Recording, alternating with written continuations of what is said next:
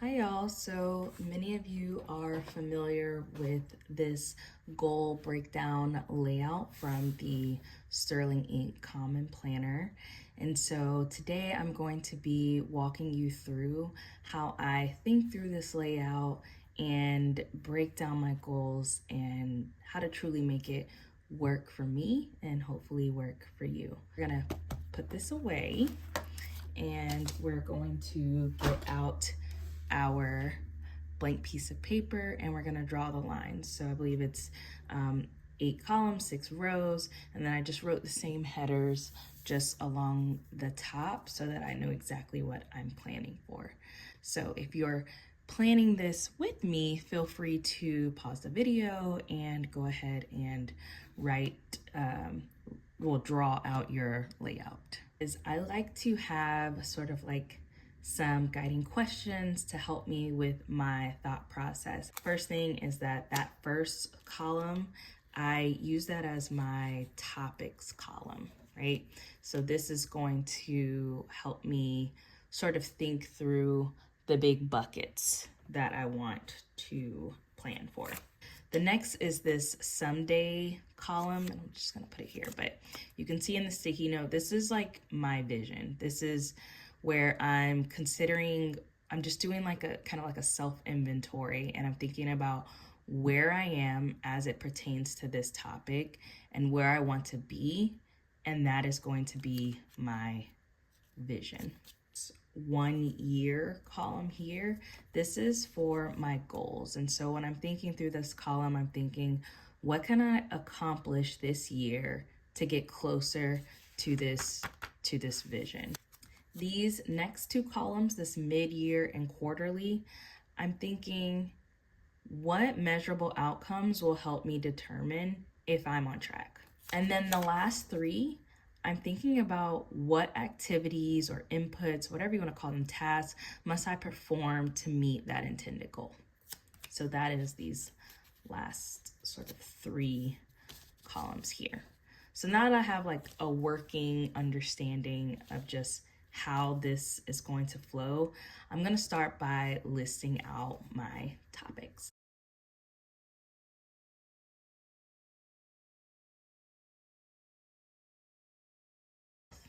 All right. And so the way that I do this is I just work across. I find that makes it easier, so that way my thinking is focused and I can truly get the most out of this spread. So I'm gonna walk you through my thinking here. So the first one is financial. And like I said, the thing that I'm thinking through is where I am and where I want to be. And I know that ultimately I want to be debt free. I want to be financially free. And so I'm going to write that here. Become debt free, right? And I know that when I'm thinking through my 1 year goal, so what I want to accomplish between now and January 2025 is I want to pay off my student loans.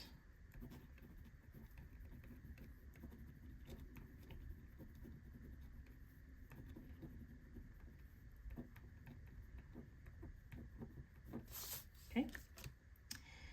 And then I'm thinking through these sort of like half year, quarterly, is like, what are the measurable outcomes that's going to help me get there? Well, I know that by half of the year, I want to have at least half of that balance off. And then for quarterly, I know that I want to be able to use some of my husband's commission to go towards that payoff balance. I'm going to track that.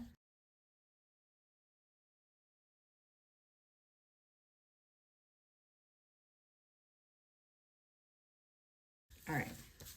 So the last 3 columns here are all around what activities I must perform in order to meet this goal right here. And so if I'm thinking about just how I'm going to actually get the debt paid off. I know that I need to take advantage of the monthly budget meetings I have with my husband and have that as a part of our line item. And I know that using our budget app, I need to make sure that on a weekly basis, I'm tracking those expenses. And then ultimately, just daily, I want to make sure that I add a spread in my planner or I'm tracking any of those expenses throughout the day so that it's easier for me to kind of see where the money is going. So I'm going to add that.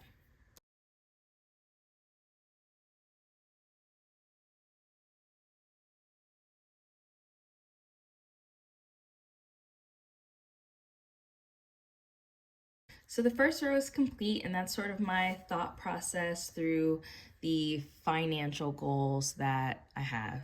And so I'm going to continue that process as I work my way down each one.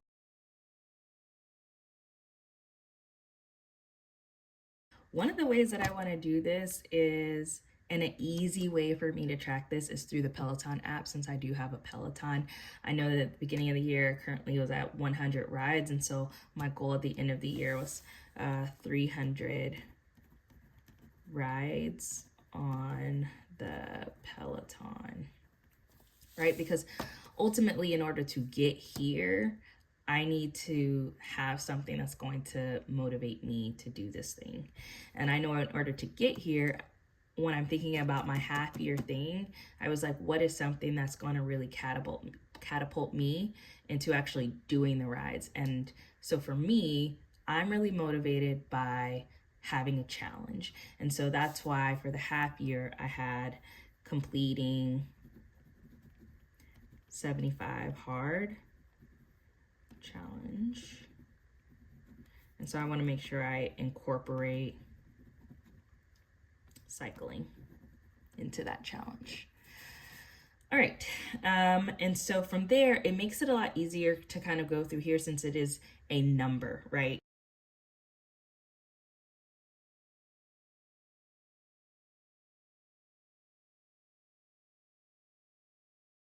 So the next one is career. And so for this one, I really wanted to take my career to the next level by taking advantage of project management. So at the start of the year, I knew that I wanted to take my learning from my master's degree that I was obtaining and transfer it into my work.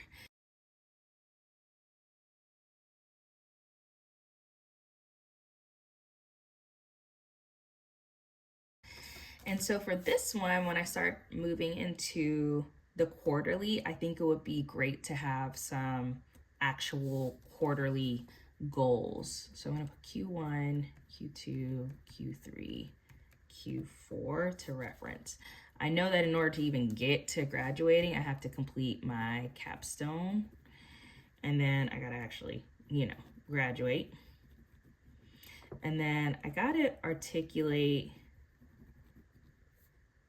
the model features. And then I want to share with funders, right? Because we got to get that money. All right. So then when I'm moving here, the only like true monthly thing that I could think of is like around like Q4 here. And so I want to make sure that I put it here so I don't forget that in October there is a funders convening. And I want to make sure that I present there and present that model. So that helps with like a sense of urgency and having that timeline in place. Great. The next one is intellectual. And so for this one, I really wanted to challenge myself around just being well versed in like a variety of genres when it comes to literature. And so I'm gonna actually write that as my vision.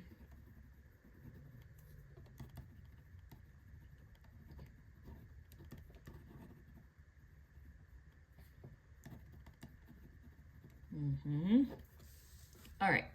So one of the things about setting my goals is I again, am motivated by a challenge, motivated by a goal. And so I want to make sure that whatever I choose is actually feasible. And so for me to go from reading 2 books in 1 year, I knew that I had to do something that was within my means. And so, like, reading 100 books within a year, man, it probably could happen, but like, I had to be realistic. And so the goal I set here was 30 books read, but specifically having 10 of them to be nonfiction, and of those, 1 needed to be about finance, right?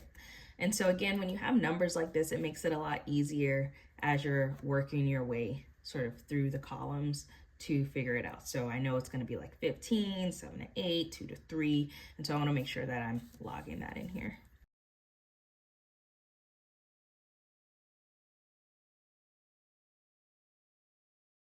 So here for monthly, similarly to what I did here, I think there are like some actual things within like a specific month that I need to get done to accomplish this goal.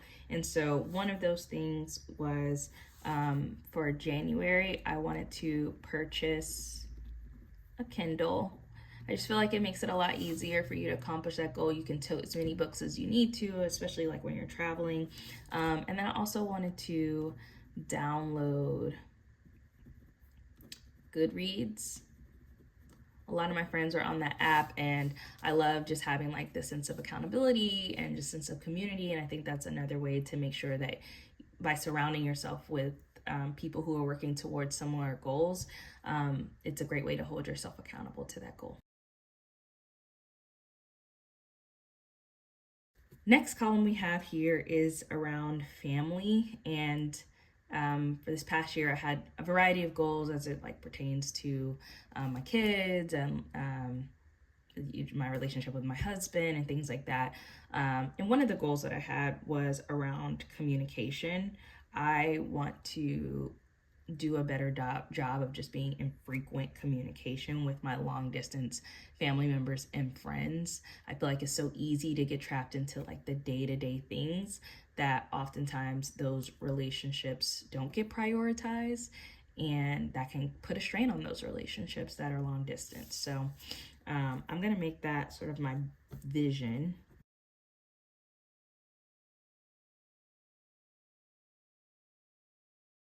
Apologize for the handwriting. Again, this is like scratch, so it's gonna look a little messy, but we can always spruce it up once we transfer it into the planner. And so I know like ultimately in a quarterly basis, like having a good maybe like 7 to 10, I would say 10, like touch points, whether it's, you know, FaceTime or phone call, or like my grandma likes to write letters. So some sort of touch point, some sort of communication is happening.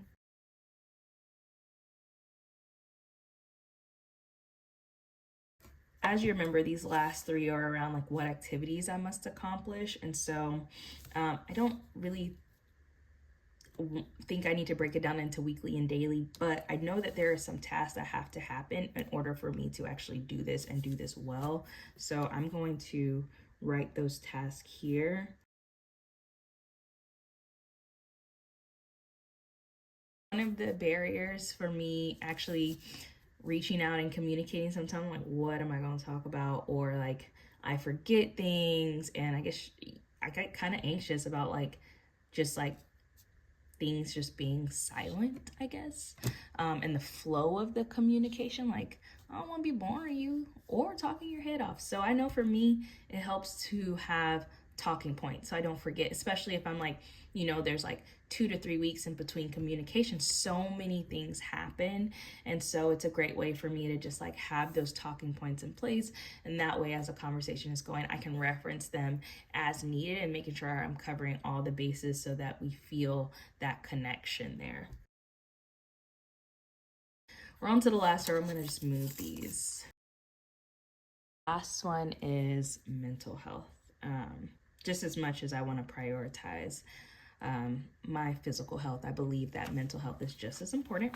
And so I want to make sure that I'm in a place where at the end of the day, life is always going to have its challenges, and I want to be mentally fit in order to be able to handle those challenges. And so that's what I'm going to put. That's my vision.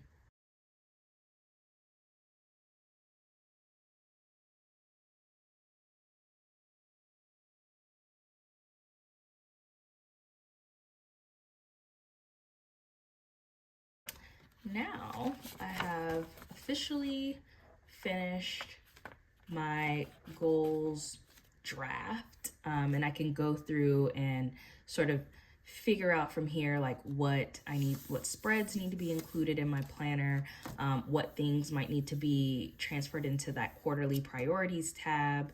I might even use like the annual yearly spread to write down these topics so that I can track them in the little squares.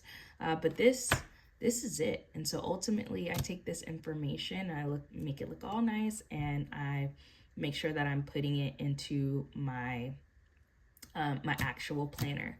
I think for me, because I'm married, I'd love to run these things by my husband, and I know that at the end of the year, this is something that we will be doing separately but communicating together so that we're on the same page and that we can hold each other accountable to making sure that these things get accomplished. But this is ultimately how I go about filling out that spread and then just transferring everything into the planner and just truly making it work for me. So if you have any questions just about the process that I took, or if you have a process that works for you that you think others might benefit from, feel free to leave it in the comments. So until next time, bye.